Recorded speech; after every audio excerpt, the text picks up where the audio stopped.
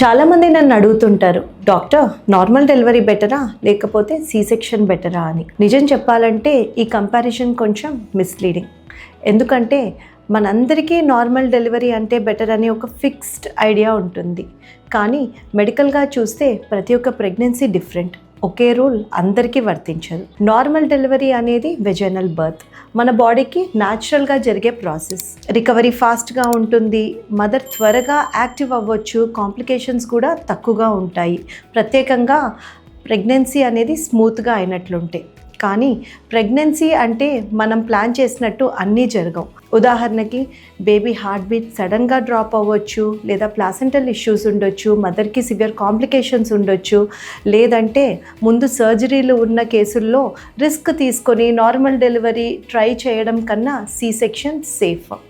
C section అంటే surgery కాబట్టి recovery time కొంచెం ఎక్కువ, కానీ కరెక్ట్ సిచ్యువేషన్లో చేస్తే మనకు మదర్ బేబీ ఇద్దరిని ప్రొటెక్ట్ చేసే అవకాశం ఉంటుంది. అందుకే చివరికి ఇంపార్టెంట్ ఏమిటంటే మదర్ సేఫ్గా ఉండాలి, బేబీ సేఫ్గా ఉండాలి.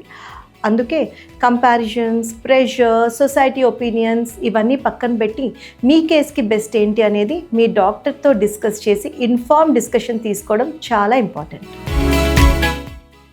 Like, comment, and subscribe for more health updates.